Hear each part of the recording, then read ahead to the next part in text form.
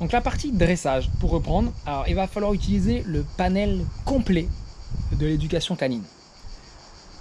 Alors là, ça va être... je vais pas me faire de copains. Donc, le panel complet, qu'est-ce que ça veut dire? Ce qu'on va appeler l'éducation négative. C'est ceux qui contraignent leurs chiens sans arrêt, qui sont pas sûrs d'eux, hein, qui passent leur temps à contraindre, à tirer au collier, voilà, ces méthodes insupportables. Non, ça c'est non, évidemment. Par contre, la méthode positive à l'extrême, je vais être pareil, intransigeant, pardon, de la même manière. Vous ne pourrez pas éduquer une race de grands chiens à fort caractère avec une méthode uniquement positive, c'est-à-dire uniquement dans le monde des bisounours. Vous n'y arriverez pas non plus. Il va falloir utiliser les deux. Qu'est-ce que c'est le monde ultra positif? Déjà, c'est une mode, on va pas se mentir. Le chien n'obéit qu'à un seul code, c'est le leadership.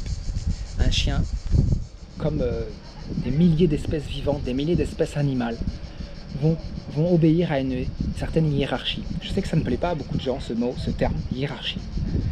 Mais c'est comme ça. Dans une famille, vous avez le père, la mère, et en dessous, vous avez les enfants. Les enfants obéissent à leurs parents, et pas l'inverse. Quelqu'un sonne à la porte, c'est pas l'enfant qui court dehors. Si vous avez un enfant, moi, mon plus grand à 9 ans, c'est pas lui qui va sortir dehors, ouvrir la porte et dire voilà, il y a un tel qui est là. Bah non, ça sonne à la porte. À la rigueur, il me dit papa, quelqu'un sonne. Comme mon chien aboie quand quelqu'un est en grillage. Voilà. Papa, il y a quelqu'un au portail qui vient me voir, c'est tout. Et on appelle celui qui est en haut de la hiérarchie, quoi. En haut de la pyramide, le père, la mère, c'est comme ça. C'est comme ça. Il n'y a pas à tortiller dans tous les sens. C'est ainsi que va la vie. Et il ne faut pas se voiler la face. C'est comme ça que va aimer évoluer le chien. Voilà, le chien obéit à ce code hiérarchique. Si vous ne voulez pas avoir la place du chef, entre guillemets, hein, il n'y a rien de négatif dans ça. Le chien ne voit pas ça d'une façon négative. Si vous ne voulez pas avoir cette place-là, ben lui, il va la prendre. Et là, quand lui va la prendre, c'est le début des galères. Donc, quand j'entends des éducateurs, oh, moi je suis extrêmement positif, je fais que du positif, en gros, positif c'est quoi? C'est le non n'existe pas, quoi. On a le droit de tout faire. Bah non, moi je dis non. Positif, ça veut rien dire. Moi, si vous voulez être positif, vous verrez après dans mes balades, ce que c'est pour moi être positif avec le chien. Hein, ma puce, c'est faire des balades détachées, la laisser courir partout, la laisser faire des tas d'expériences, la laisser évoluer, la laisser sentir à droite, à gauche. Ça, c'est positif pour elle. Hein. Je peux vous dire qu'elle elle est extrêmement contente. Hein. Elle me dit, voilà, mon maître est positif. Hein. Par contre, dire oui à tout, c'est pas possible. Déjà, de toute manière, vous baladez en laisse. Vous avez décidé d'aller, je sais pas moi, à la poste avec votre chien. Et le chemin, il est à gauche.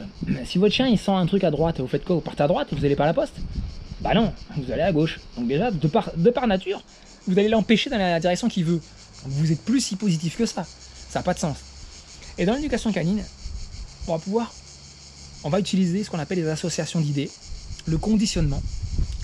Et dans un schéma de conditionnement éducatif, il y a 4 volets en fait. Il y a un panel de 4 schémas différents. Et il va falloir utiliser, c'est pour ça que je dis, il va falloir étudier le panel complet des 4 schémas. Et l'éducation canine positive en utilise que 2. Et l'éducation négative, on va dire, en utilise que 2. Donc, vous ne pouvez pas arriver au résultat excellent parce que vous n'utilisez que 2 possibilités sur 4 dans les 2 cas. Il va falloir utiliser les 4. Quand on va utiliser évidemment des trucs positifs, évidemment, énormément de trucs positifs, 80%, 90% de trucs positifs. Mais ce qu'on va appeler de négatif, ce sera jamais de violence, hein, jamais de coups, ça c'est proscrit complètement. Hein. Mais si jamais vous dites non à votre chien dans un cas de figure particulier, ben c'est non, parce que c'est comme ça, tout simplement. Parce qu'on ne peut pas faire tout ce qu'on veut, parce qu'on est obligé de poser un cadre éducatif, de poser un cadre de vie en fait, et on ne peut pas faire tout et n'importe quoi. J'entends des fois des personnes dire mon chien est pas à l'aise avec les autres chiens, pas à l'aise avec les humains. La voie négative, ça va être on va l'amener devant un chien et on va l'obliger à faire ça, on va l'obliger à faire ci, on va l'obliger à soumettre, voilà, ça c'est la méthode négative. Et on va avoir la méthode positive qui va dire s'il est anxieux quand il croise un autre chien ou s'il veut partir au carton, etc., bah, le mieux, pour pas le déranger émotionnellement, bah, ça va être d'éviter tout simplement ses contacts. Bah ouais, c'est une sacrée solution. Ça veut dire qu'en fait, on n'a réglé aucun problème. On n'a réglé aucun problème. On vous propose de fuir. On vous propose d'aller vous balader à 6h du mat quand il fait nuit, le matin ou le soir tard, quand il neige, enfin, pour croiser personne en gros, quoi. Donc ça s'appelle la fuite. Ça s'appelle pas régler un problème. Donc pour moi, les deux ne sont pas suffisants. Voilà, il va falloir, de toute manière, entre l'extrême positif et l'extrême négatif, bah, il existe quelque chose au milieu. Hein. Et c'est ce milieu-là qu'il va falloir chercher, qu'il va falloir trouver. Et on ne va pas avoir le champion du club canin en termes d'obéissance, ça il faut bien le comprendre. Donc avec un Akita américain, comme avec pas mal de chiens d'ailleurs, hein, c'est pas le seul, il faut arrêter de le montrer du doigt. Là la vidéo parle de celui-ci, parce que c'est cette race-là que j'avais à cœur de montrer, et c'est aussi facile pour moi parce que j'ai un Akita américain tout simplement. Donc on va pas avoir le roi de l'obéissance, on va pas pouvoir aller faire des cours d'éducation canine ou aller dans des clubs canins pendant 1 heure, 2 heures, etc. Pourquoi? Parce que vous allez le gonfler en fait, ça ne va pas du tout l'amuser. Et quand un chien n'est pas du tout amusé ou est gavé en fait, bah soit il va plus vouloir y aller, soit ça va commencer à le gonfler et il va commencer à faire des conneries, tout simplement. Vous allez, vous savez, c'est le genre de chien qui n'aime pas être enfermé. Les cours d'éducation canine, s'ils se passent en pleine nature, on va dire, dans un parc, quel qu'il soit, c'est génial. Si, vous devez quand même faire des cours d'éducation canine ou de club canin dans des endroits fermés, évidemment, dans des enclos classiques, hein, 500, 1000 m², clôturés, voilà. Évidemment, c'est obligé de commencer par là. Voilà. La mienne n'y a jamais mis un pied. Voilà. C'est peut-être pas un exemple à suivre pour tout le monde. La mienne n'a jamais mis un pied dans un club canin. Parce que le petit américain, comme beaucoup de races de chiens, on va faire le tour du parc. Déjà, les parcs canins, c'est un champ de terre, hein, c'est un champ de sable. C'est un champ de rien du tout, hein, de gravier, etc. Il n'y a pas très peu d'arbres, voire pas du tout. C'est clôturé. Au bout de 2 minutes, il a fait le tour, il sait où il est. Hein. Je vous le dis tout de suite. Il va faire vos petits exercices pendant 1/4 d'heure. Ça va le gonfler. Il va partir en divagation dans le parc. Il ne va plus rien écouter, rien à faire. Et vous allez le perdre. Donc moi, ce que je vous invite à faire, c'est des bonnes balades. Et pendant vos balades, vous allez pouvoir utiliser vos balades justement pour travailler le dressage, travailler l'obéissance de manière un peu plus subtile. Alors si vous avez fait appel à un éducateur canin, évidemment c'est possible, hein. Ce sera des séances très courtes, des séances d'obéissance très courtes. Vous pouvez faire une balade d'1 heure par exemple, et dans la balade d'1 heure, mettre 10 minutes d'obéissance. Si vous mettez, allez, 5 minutes, 10 minutes, 1/4 d'heure maximum d'obéissance, de jeu d'obéissance par jour, vous allez obtenir d'excellents résultats pour un Akita américain.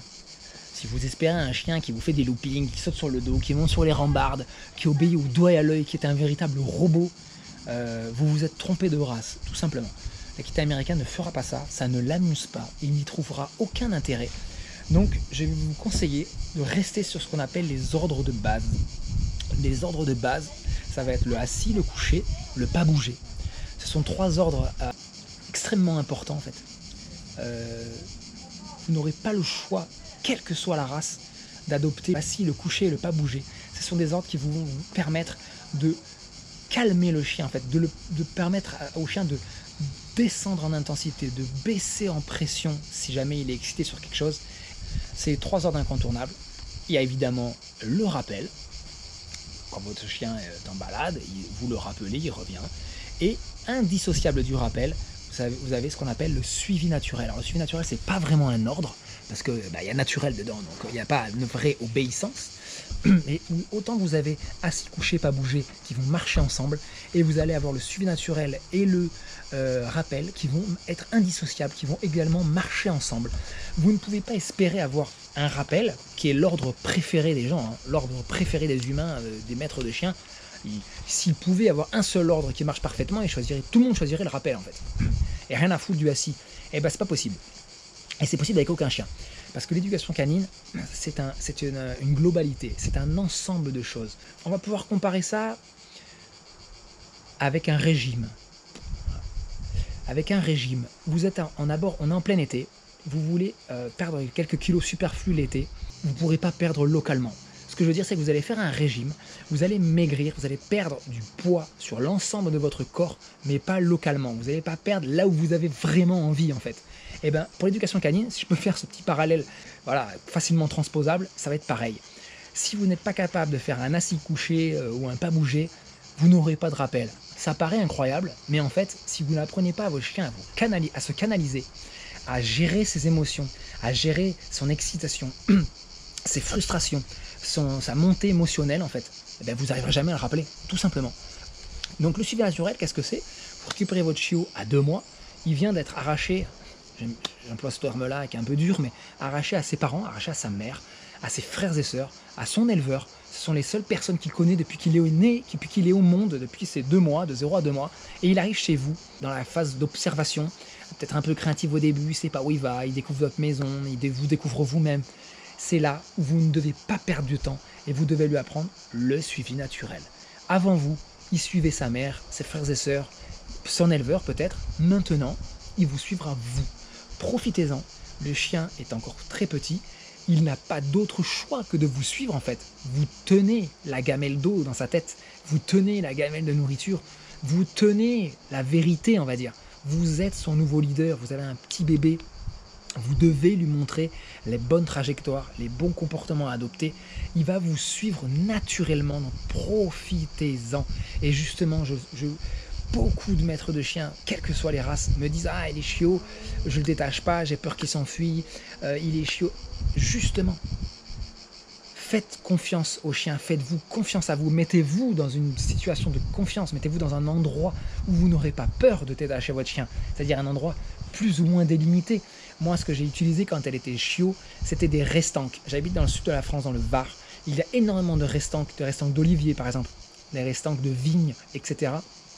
Elles ne sont pas délimitées par des clôtures, mais ça va être des barrières naturelles. Vous avez une restanque, vous allez avoir différents étages, des espèces de strates, avec des sauts à faire en fait pour passer de l'une à l'autre, qui peut aller de 60 cm à plus d'1 mètre. Donc le chien, il ne va pas sauter à 70 cm alors qu'il a 2 mois. Vous inquiétez pas, il va s'arrêter devant.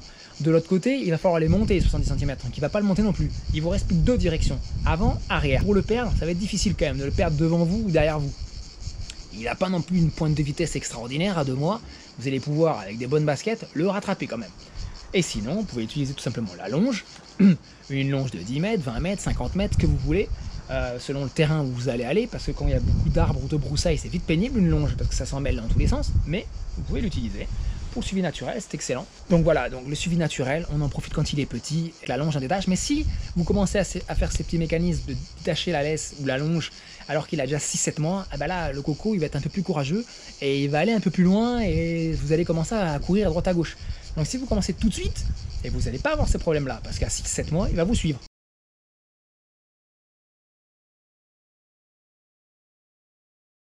Base, la marche en laisse, extrêmement important. On ne commence pas une marche en laisse à un chien, à un chiot de 2 mois. Quand je dis marche en laisse, c'est marche en laisse à côté du pied, qui ne tire pas sur la laisse. C'est une connerie. Ça encore, c'est quelque chose de faible, qui est fait par des faibles, qui vont vous dire « Ah, si ton chien, tu ne le prends pas marcher en laisse à 2 mois, laisse tomber, quand il aura 6 mois, il va te tracter comme un traîneau. » C'est pas vrai. Votre chien, vous le récupérez à 2 mois. Gardez en tête que vous avez la période d'imprégnation qui va durer 4 mois. Donc vous avez 2 mois pour lui faire. Et c'est là où le chien doit tout découvrir tout seul, le plus possible. Enfin, tout seul, c'est vous qui l'amenez à découvrir des choses. Hein.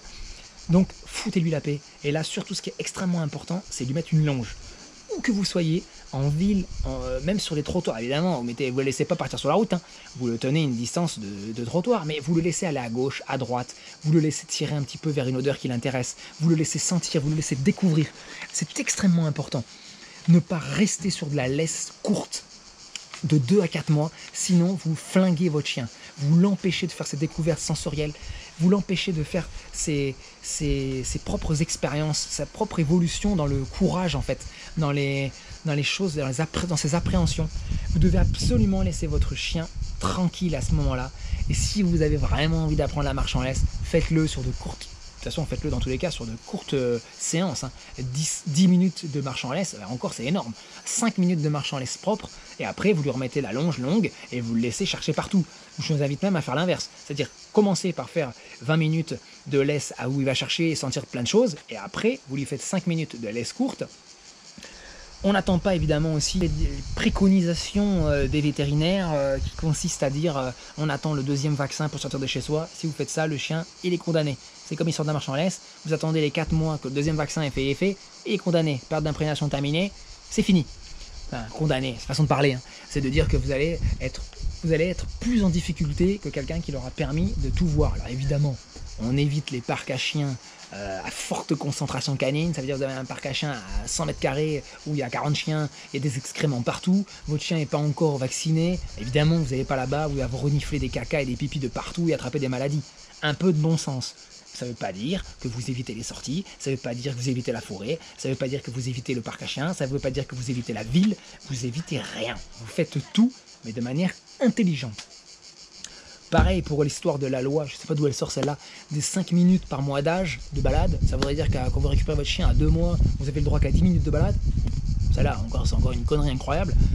J'aimerais bien voir ceux qui ont des malinois, pour parler que d'eux, ou des chiens très énergiques, berger australien, border collie, respecter les 15 minutes à 3 mois. Bah, à la maison, c'est la guerre, hein. Le chien, il fait des bonds de kangourou comme ça, il bouffe les murs, il mange le canapé, il pète les plombs, hein. S'il a que 15 minutes de sortie, je pourrais bien, il pète les plombs. Ou alors, j'ai mal compris la règle, et puis c'est 15 minutes, mais qu'on peut faire 10 fois dans la journée.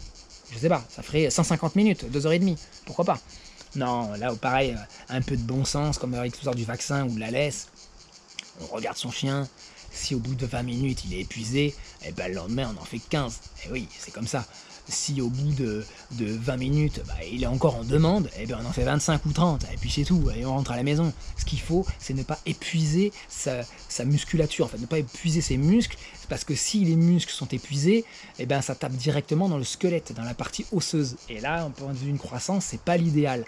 Les jeux de balles sont interdits, ça c'est normal, on ne fait pas de départ explosif, on ne fait pas de saut de marche, on ne fait pas de saut tout court, on le porte pour rentrer dans la voiture, on ne fait pas sauter du coffre par exemple quand il est chiot, ça c'est du bon sens encore une fois, mais des balades où le chien va marcher, trottiner, même galoper un peu, c'est évidemment qu'il faut le faire, quoi.